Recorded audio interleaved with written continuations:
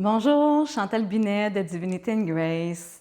Je veux faire une petite présentation de qui je suis parce que c'est important quand on veut travailler avec un guide, un coach, un accompagnateur, qu'on se sente en confiance et qu'on prenne le pouls de qui est la personne.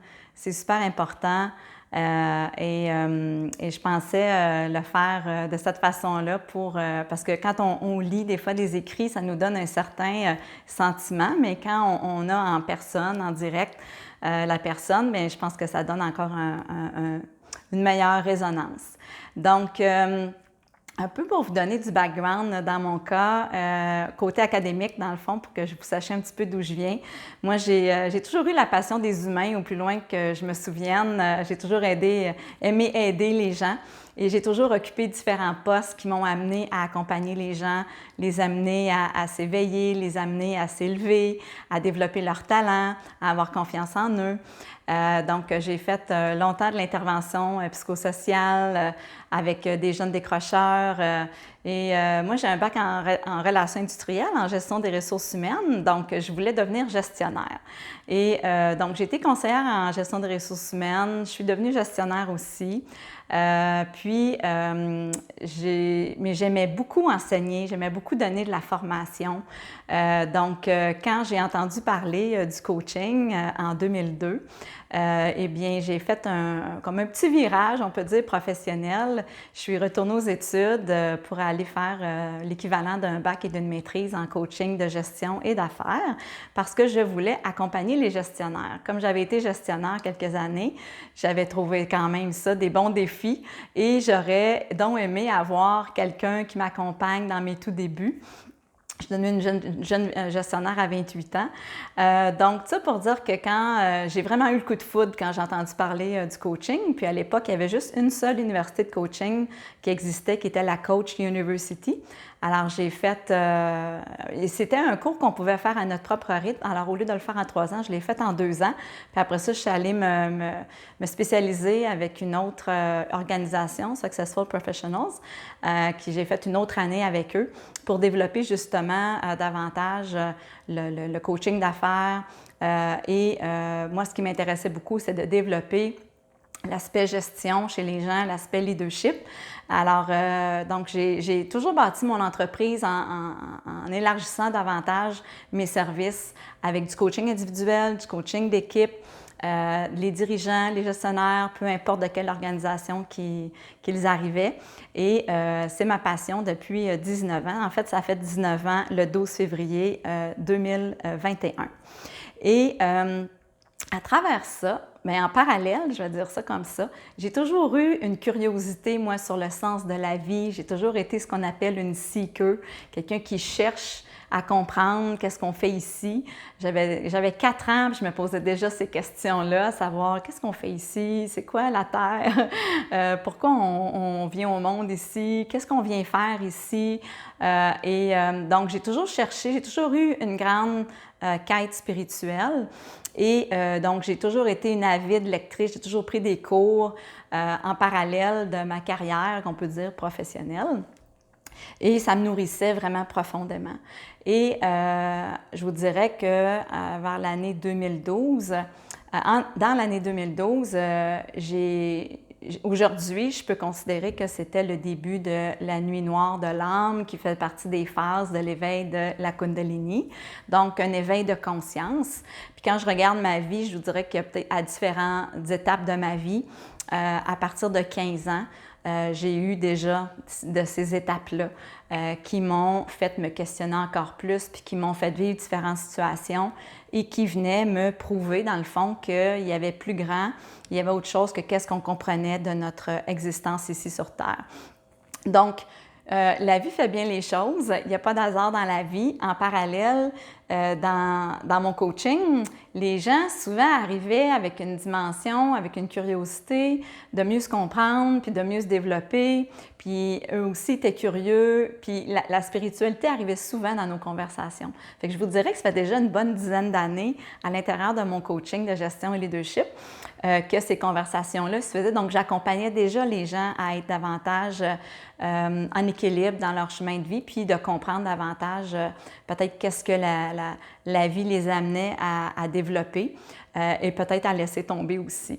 Donc, et en 2012, bien ça, j'ai vraiment tombé malade assez gravement. 2013, ça s'est poursuivi et j'ai vraiment failli mourir parce que mon corps n'était plus capable de recevoir la nourriture. Mon corps voulait éjecter au fur et à mesure tout ce que je mangeais et c'était le début d'un processus de purification, de nettoyage, de guérison et ce fut fait à tous les niveaux. Le physique, souvent le physique vient nous partager qu'il se passait déjà des choses au niveau émotif. Donc, émotionnel, mental, intellectuel, spirituel. Ça a été vraiment un gros éveil pour moi. Et à partir de septembre 2016, ont débuté ce qu'on appelle les kriyas, donc des mouvements involontaires à l'intérieur de moi. Et que, puis par après, bien, la canalisation avec Yeshua, Marie-Madeleine, et bon, la source de création qu'on appelle Dieu. Et si vous avez lu, si vous avez écouté peut-être d'autres de mes vidéos, vous avez vu que ça n'a rien à voir avec la religion, mais bien que c'était comme un gros téléchargement, un gros download, comme on dit en anglais, de prise de conscience pour m'enseigner comment je devais faire un virage dans ma vie et comment je devais davantage maintenant accompagner les gens dans leur éveil, dans leur quête de vie spirituelle. Donc, je suis une éternelle enseignante et c'est comme si là, la vie m'amène aujourd'hui. J'ai fait le lancement de Divinity in Grace en décembre 2020 à vraiment embrasser davantage cette partie-là de moi et de servir où est-ce qu'on me demande de servir davantage et d'amener les gens, parce que de plus en plus de gens maintenant qui s'éveillent, qui sont éveillés, qui ont une soif d'être bien, une soif de mieux-être, que ça passe par de savoir comment mieux gérer, comment que sa Kundalini travaille à l'intérieur de soi ou de juste simplement, bien simplement, mais c'est beaucoup en même temps, de juste se développer dans sa vie spirituelle. Pour moi maintenant, c'est comme un honneur, un privilège de officiellement offrir ces services-là. Et bien sûr, rien ne se perd. Donc, à l'intérieur de mes services, j'amène avec moi des enseignements, j'amène mon coaching, ça fait, juste pour vous mettre un petit peu en contexte, j'ai à peu près un petit peu plus que 7000 d'heures de coaching en accompagnement. Donc, c'est quelque chose que je fais depuis longtemps, que j'adore faire encore. J'ai encore d'ailleurs mon entreprise de coaching de gestion et leadership. Et aussi, quand on a un éveil, la Kundalini, on a accès à différents niveaux de conscience qui étaient déjà là, mais qu'on n'en avait pas conscience et qui me permettent de canaliser davantage des messages. Donc, j'avais déjà remarqué que ça se faisait dans mon coaching. Souvent, les gens disaient « Chantal, je ne sais pas comment tu fais, tu as toujours la façon de trouver le bon mot. Moi, je ne suis pas capable on dirait que tu me connais mieux que moi.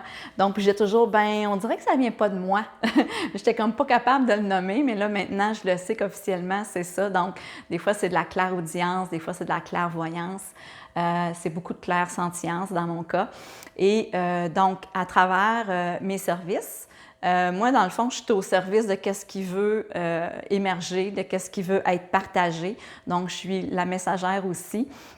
Donc, c'est une forme structurée de service avec du coaching, des enseignements, de la canalisation et aussi, quand la transmission de langage de lumière est arrivée à la suite de quelques années de kriya, de mouvements involontaires, il y a vraiment quand vous me voyez faire ça, je ne sais pas si vous avez déjà vu les transmissions que je fais sur ma chaîne YouTube, mais c'est comme un accès à une nouvelle dimension d'information qui se transmet par la lumière, qu'on appelle le langage de lumière.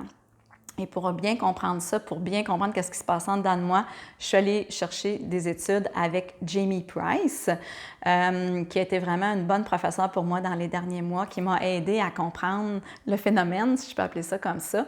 Et puis je comprenais que ça me guérissait beaucoup, mais je ne savais pas que je pouvais offrir ça aux autres. Donc, c'est comme ça que j'ai commencé à le faire graduellement sur des transmissions, des fois toutes les semaines, des fois aux 2 semaines sur ma chaîne YouTube. Et j'ai compris que c'est un beau cadeau à offrir aux gens de terminer mes sessions plus au niveau de la Kundalini, puis du développement de la vie spirituelle avec une transmission de langage de lumière qui sont des énergies de guérison qui comportent de l'information que votre âme va capter et aussi que si vous voulez, vous souhaitez seulement peut-être avoir ce service-là, je l'offre aussi et j'ai découvert que ça avait beaucoup d'impact aussi pour nettoyer un environnement au niveau vibratoire, puis aussi de permettre aux animaux aussi de se guérir. Quand je dis guérir, il y a différents niveaux de guérison, puis quand je dis nettoyage, il y a différents niveaux de nettoyage. Fait que c'est beaucoup de la calibration, c'est de faire le ménage, d'intégrer des nouvelles informations dans l'environnement, dans nos corps physiques et dans nos corps éthériques pour être justement plus calme, plus en paix, plus aligné, plus confiant. Alors, ça a vraiment différents impacts. Puis l'important, bien, ce sont les intentions qu'on cible ensemble et que, donc, je pars de vous, de vos besoins à vous, de votre agenda à vous et on travaille ensemble. Alors, je suis un guide, je suis un accompagnateur, une enseignante et en même temps un messager quand ça se présente. Et moi, je fais toujours confiance que la meilleure chose se manifeste lorsque je travaille avec mes clients. Donc, écoutez, si vous avez des questions, ça va me faire plaisir d'y répondre.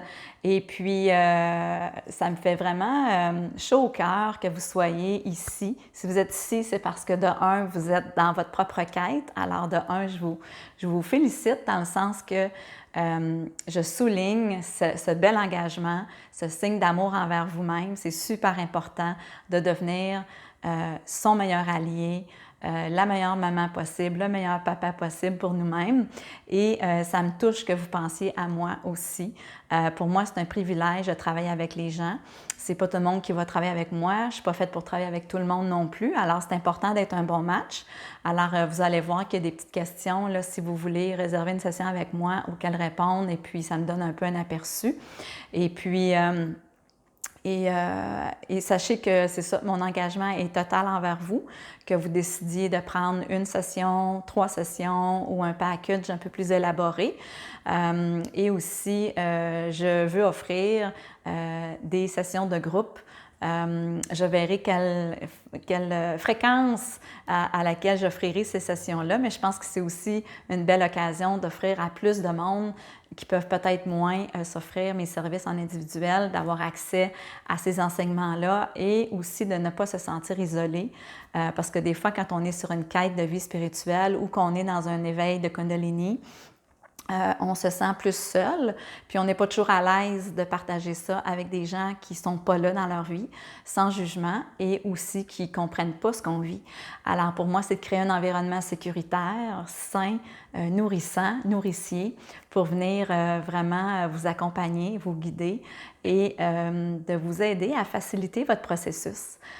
Donc, chaque chemin de vie est différent, chaque humain est différent.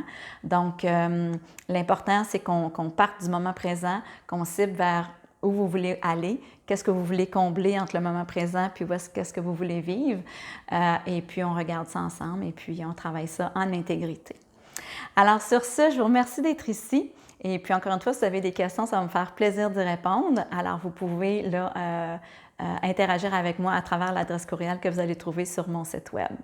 Alors, sur ce, je vous souhaite une magnifique journée et peut-être au plaisir de vous accompagner. Au revoir.